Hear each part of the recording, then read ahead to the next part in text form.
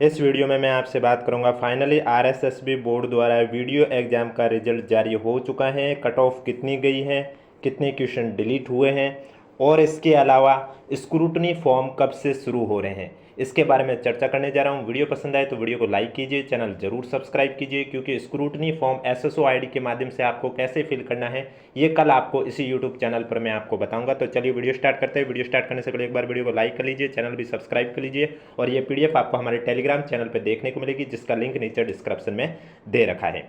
तो आप देख सकते हैं यहाँ पर स्पष्ट रूप से लिखा हुआ है, ग्राम विकास अधिकारी सीधी भर्ती 2025 में उत्तीर्ण स्टूडेंट का वरीयतानुसार परिणाम।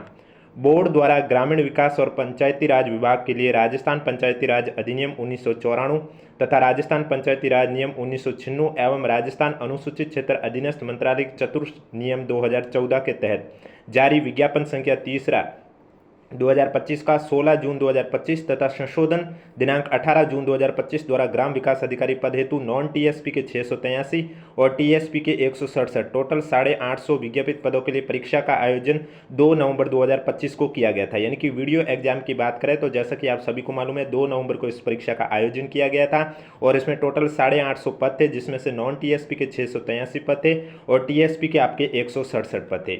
इसी क्रम में स्टूडेंट द्वारा आवेदन फॉर्म में दर्ज सूचना और मुख्य परीक्षा में प्राप्तांकों के आधार पर उत्तीर्ण स्टूडेंट की वरीयता सूची तैयार की गई है। अब आपको रिजल्ट में सभी स्टूडेंट यानी कि जिन्होंने परीक्षा दी उनके सभी के मार्क्स शो हो रहे हैं। वो अलग अलग पीडीएफ है, लगभग 3 से 4 पीडीएफ है, तो वो आप बोर्ड की वेबसाइट पर जाके भी देख सकते हैं कि आपने अगर एग्जाम दिया तो आपके मार्क्स है वो शो हो रहे हैं। अब मार्क्स कौन से फॉर्मूले से निकाले गए वो भी मैं आपको बता दूंगा, लेकिन उससे पहले कितने क्वेश्चन डिलीट हुए उसके बारे में मैं आपको बता देता हूं। तो वीडियो एग्जाम में आपका एक क्वेश्चन है वो डिलीट हुआ। अब कौन सा क्वेश्चन डिलीट हुआ आप अपने पेपर में कैसे चेक करोगे, तो आपको मालूम होगा आपके पेपर के ऊपर सीरीज लिखी होती है, यानी कि हर पेपर में अलग अलग सीरीज होती है। जैसे कि यहाँ पर आप देख सकते हैं सैंपल बने हुए हैं, उन्हीं में से जो आपके पेपर के ऊपर सैंपल है उसके सामने आपके क्वेश्चन नंबर लिखा होगा, वही क्वेश्चन आपका डिलीट हुआ होगा।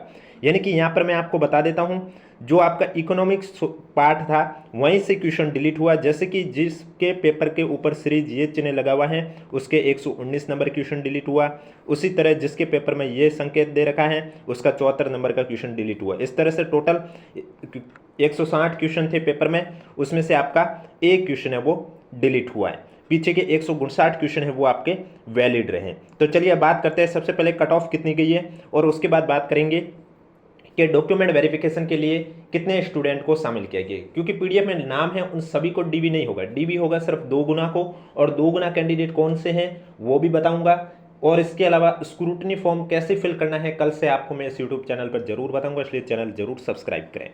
तो चलिए कट ऑफ की बात करें तो नॉन टीएसपी में आप देख सकते हैं जनरल की 2 गुना की जो कट ऑफ रही है वो रही है 166.5399, फीमेल की कट ऑफ रही है 161.0145, विडो की कट ऑफ रही है 111.2681, एक्स सर्विसमैन की कट ऑफ रही है 141.6486। इसके बाद एससी कैटेगरी की बात करें तो एससी कैटेगरी में आप देख सकते हैं जनरल की कट ऑफ रही है 151.8478, फीमेल की कट ऑफ रही है 144.6558, विडो की कट ऑफ रही है 91.6848, एक्स सर्विसमैन की कट ऑफ रही है 79.7645। एसटी कैटेगरी की बात करें तो आप देख सकते हैं जनरल की कट ऑफ रही है 148.0978, फीमेल की कट ऑफ रही है 144.1123, विडो की कट ऑफ रही है 84.0399, एक्स सर्विसमैन की कट ऑफ रही है 70.5797। इसके बाद ईडब्ल्यूएस कैटेगरी की बात करें तो आप देख सकते हैं जनरल ईडब्ल्यूएस कैटेगरी की कट ऑफ रही है जनरल की 161.5399, फीमेल की कट ऑफ रही है 158.4058, विडो की कट ऑफ रही है 105.4167, एक्स सर्विसमैन की कट ऑफ रही है 132.7174। ओबीसी कैटेगरी की बात करें तो आप देख सकते हैं जनरल की कट ऑफ रही है 164.7464, फीमेल की कट ऑफ रही है 157.9891, विडो की कट ऑफ रही है 107.3732, एक्स सर्विसमैन की कट ऑफ रही है 133.5688। एमबीसी कैटेगरी की बात करें तो एमबीसी कैटेगरी में आप देख सकते हैं जनरल की कट ऑफ रही है 158.5145, फीमेल की कट ऑफ रही है 157.6087। हॉरिजेंटल रिजर्वेशन में आप देख सकते हैं बीएलबी की कट ऑफ रही है 99.3297, एचआईवी की कट ऑफ रही है 78.2065, एलडीसीपी की कट ऑफ रही है 126.6123, एसपी की कट ऑफ रही है 141.3768। इसके बाद टीएसपी में बात करें तो टीएसपी में आप देख सकते हैं जनरल की कट ऑफ रही है 144.8551, फीमेल की कट ऑफ रही है 136.7029, विडो की कट ऑफ रही है 58.8043। एक्स सर्विसमैन की बात करें तो इसकी कट ऑफ रही है 52.3732। एससी कैटेगरी में बात करें तो जनरल की कट ऑफ रही है 134.3297, फीमेल की कट ऑफ रही है 128.913। एसटी कैटेगरी में बात करें तो जनरल की कट ऑफ रही है 119.8913, फीमेल की कट ऑफ रही है 111.6304, विडो की कट ऑफ रही है 35.5978। हॉरिजेंटल रिजर्वेशन में बीएलबी की कट ऑफ रही है 45.942, एचआई की कट ऑफ रही है 13.5688। इसके बाद बोर्ड द्वारा इस फॉर्मूले से आपके जो मार्क्स है वो निकाले गए। फॉर्मूला आप देख सकते हैं, total marks of a candidate equal to R Q into K F minus W Q into K F upon 3 minus maximum marks into not attempt question upon total number of a question into 3। यानी कि are Q का अर्थ होता है right question, यानी कि paper में 160 में से आपने कितने क्वेश्चन सही किए। के एफ का अर्थ होता है की फैक्टर, जिसका एक अलग से फॉर्मूला होता है maximum marks upon total number of a question into total number of a question upon number of valid question.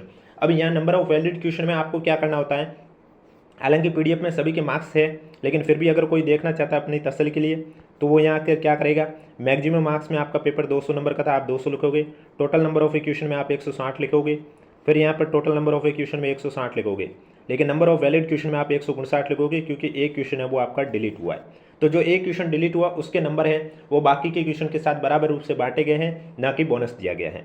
इसके बाद आपको यहाँ पर क्या करना होता है, रॉन्ग क्वेश्चन, यानी कि आपने 160 में से कितने क्वेश्चन गलत लिखे हैं वो आपको लिखने होते हैं। इसके बाद के एफ यानी कि की फैक्टर, जो कि यहाँ से आप जो वैल्यू निकाल रहे हैं वही वैल्यू आपको यहाँ पुट करनी होती है, और अपॉन 3। इसके बाद अगर आपको लगता है कि आपने ओमार शीट में ऐसा कोई क्वेश्चन है जिसमें गोला नहीं भरा तो उस कंडीशन पर आपका 1/3 नंबर कटता है, तो उसके लिए ये फॉर्मूला है। और अगर आपको लगता नहीं मैंने 160 के 160 क्वेश्चन में गोले भरे, तब आप ये पार्ट सॉल्व नहीं करोगे तो भी आपका काम चल जाएगा। अब इस पार्ट को कैसे सॉल्व किया जाता है, मैक्सिमम मार्क्स में लिखा जाता है 200, नॉट अटेम्प्ट क्वेश्चन यानी कि ऐसे कितने क्वेश्चन है जिसमें आपने गोले नहीं भरे, माना कि ऐसे 6 क्वेश्चन है तो आप 6 लिखोगे, total number of question 160 question थे और इंटू 3 आप इसको सॉल्व करोगे। तो इस तरह से मार्क्स के फॉर्मूले से अपने मार्क्स अगर देखना चाहते हैं तो देख सकते हैं, बाकी पीडीएफ में तो आपके मार्क्स लिखे हुए ही है, फिर भी अगर आप चेक करना चाहते हैं तो आप इस फॉर्मूले से चेक कर सकते हैं। अब आगे लिखा हुआ है 10% से अधिक प्रश्नों में किसी भी गोले को स्टूडेंट द्वारा गहरा नहीं करने के कारण 510 स्टूडेंट को अयोग्य घोषित किया गया। यानी कि 510 कैंडिडेट ऐसे हैं जिन्होंने क्वेश्चन नंबर के 10% से ज़्यादा ऐसे क्वेश्चन है जिसमें एक भी गोला नहीं भरा है। यानी कि वीडियो एग्जाम में 160 क्वेश्चन थे, इसके 10% होते हैं 16 क्वेश्चन, यानी कि इन 510 कैंडिडेट ने 16 से ज़्यादा ऐसे क्वेश्चन है जिसमें एक भी गोला नहीं भरा, इस वजह से इनका रिजल्ट अयोग्य कर दिया गया। फिर चाहे इनके नंबर कट ऑफ से ज़्यादा भी क्यों ना हो, अगर आपने भी ये गलती कर दिया, आपको लगता है कि आपके नंबर कट ऑफ से ज़्यादा है और आपको पता है कि आपने 16 से ज़्यादा ऐसे क्वेश्चन है जिसमें गोले नहीं भरे, तो आपका भी रिजल्ट अयोग्य कर दिया जाएगा। इसके अलावा डीवी किनका होगा, तो इसके लिए आप देख सकते हैं इस वरीयतानुसार परिणाम में जारी लगभग 2 गुना कट ऑफ मार्क्स तक के स्टूडेंट हेतु दस्तावेज सत्यापन के लिए ऑनलाइन विस्तृत आवेदन सह परीक्षा फॉर्म स्क्रूटिनी फॉर्म भरने हेतु पोर्टल है वो 22 दिसंबर से लेकर 28 दिसंबर तक खुला रहेगा। यानी कि स्क्रूटिनी फॉर्म उन्हीं कैंडिडेट को भरना है जिनके नंबर कट ऑफ जितने या कट ऑफ से ज़्यादा है, क्योंकि ये जो कट ऑफ बताई गई है ये 2 गुना की बताई गई। अब ऐसे कोई मत बोल देना कि मेरे भी पीडीएफ में नाम है तो क्या मेरा डीवी होगा, नहीं, डीवी उन्हीं कैंडिडेट का होगा जिनके नंबर कट ऑफ जितने हैं या कट ऑफ से ज़्यादा है। और इनके लिए स्क्रूटनी फॉर्म है वो एसएसओ आईडी के माध्यम से जो लिंक है वो आपके 22 दिसंबर को एक्टिव होगा। बाकी मैं आपको कल वीडियो भी लेके आ जाऊंगा आपके लिए, जिसमें आपको मैं बता दूंगा कि एसएसओ आईडी से आपको किस तरह से स्क्रूटिनी फॉर्म फिल करना है, स्टेप बाय स्टेप प्रोसेस करके भी बता दूंगा। और स्क्रूटिनी फॉर्म की लास्ट डेट का इंतजार ना करना, जैसे ही आपके 22 दिसंबर को लिंक एक्टिव हो जाता है आपको अपना तुरंत स्क्रूटिनी फॉर्म वो भर देना है, क्योंकि जब आप लास्ट डेट का इंतजार करोगे फिर आप सभी कैंडिडेट एक साथ ट्राई करोगे तो उससे क्या होगा, एसएसओ आईडी फिर काम नहीं करेगी और फिर बहुत कैंडिडेट ऐसे कहेंगे कि हमारा स्क्रूटिनी फॉर्म है वो फिल भी नहीं हुआ है। तो इसके अलावा आगे लिखा हुआ है किसी भी स्टूडेंट द्वारा आवेदन में गलत सूचना प्रस्तुत करने व परीक्षा में अनुचित साधनों का प्रयोग करने की जानकारी मिलने पर किसी भी समय उक्तानुसार जारी वरीयतानुसार परिणाम से बाहर किया जा सकेगा। यानी कि बोर्ड को अगर कभी भी लग गया कि आपने आवेदन फॉर्म में जो सूचना दी है वो गलत है या फिर किसी अनुचित साधनों का प्रयोग किया है और आपका सिलेक्शन हो चुका है, तो कभी भी आपको परिणाम से बाहर किया जा सकता है। उक्त वरीयतानुसार परिणाम माननीय उच्च न्यायालय की एसबी रीट याचिका संख्या इतनी 2024 और 25 के अंतिम निर्णय के अधीन रहेगा। यानी कि ये रिजल्ट किसके अधीन रहेगा वो आपको यहाँ पर बता दिया गया है। ये पीडीएफ आपको हमारे टेलीग्राम चैनल पर देखने को मिलेगी, जिसका लिंक नीचे डिस्क्रिप्शन में दे रखा है। और वीडियो पसंद आए तो वीडियो को लाइक कीजिए, चैनल जरूर सब्सक्राइब कीजिए। कट ऑफ आप देख सकते हैं, मैंने आपको बता दिया है, मैं एक बार फिर से आपको बता देता हूँ जिन्होंने पहले कट ऑफ नहीं देखी है। तो आप देख सकते हैं नॉन टीएसपी में टोटल आप देख सकते हैं जनरल की कट ऑफ 166 समथिंग 5399 गई है। एससी कैटेगरी में जनरल की 151.8478 रही है। एसटी कैटेगरी में जनरल की 148.0978 रही है। ईडब्ल्यूएस में जनरल की कट ऑफ 161.5399 रही है। ओबीसी कैटेगरी की जनरल में 164.7464 रही है। बीएलबी की 99.3297 रही है। एचआई की 78.2065 रही है। एलडीसीपी की 126.6123 रही है। एसपी की 141.3768 रही है। इसके बाद टीएसपी में भी आप देख सकते हैं जनरल कैटेगरी की 144.8551 रही है। फीमेल की 136.7029 रही है। एससी कैटेगरी में जनरल की 134.3297 रही है। एसटी कैटेगरी में जनरल की 119.8913 रही है। और हॉरिजेंटल रिजर्वेशन में बीएलबी की 45.942 और एचआई की 13.5688 रही है। तो ये आपकी थी वीडियो एग्जाम की कट ऑफ। वीडियो पसंद आए तो वीडियो को लाइक कीजिए, चैनल जरूर सब्सक्राइब कीजिए, क्योंकि मैंने आपको बता दिया है। अब मेन चीज़ आती है कि आपका फाइनल सिलेक्शन होगा या नहीं होगा, ये आपको कैसे चेक करना है। तो उसके लिए आपको क्या करना होगा, आपको अपनी रैंक देखनी है। ये कैसे चेक करना मैं आपको बता देता हूँ। जैसे कि आपको अपनी रैंक देखनी है और आपको वीडियो एग्जाम में पदों का वर्गीकरण पता होना चाहिए कि उस कैटेगरी में कितने पद हैं। जैसे कि फॉर एग्जाम्पल मैं उदाहरण के तौर पर समझा रहा हूँ।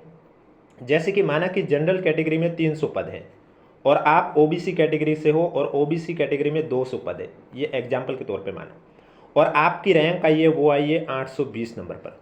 अब आपका फाइनल सिलेक्शन होगा या नहीं होगा, ये आपको कैसे चेक करना मैं बताता हूँ। देखो, सबसे पहले हॉरिजेंटल रिजर्वेशन वालों को माइनस करना होता है। जैसे कि अगर कोई उत्कृष्ट खिलाड़ी में जैसे कि 20 पद है सपोज दैट, तो वो 20 पद में उत्कृष्ट खिलाड़ी में तो डायरेक्ट लिखा होता है पदों के वर्गीकरण में 20।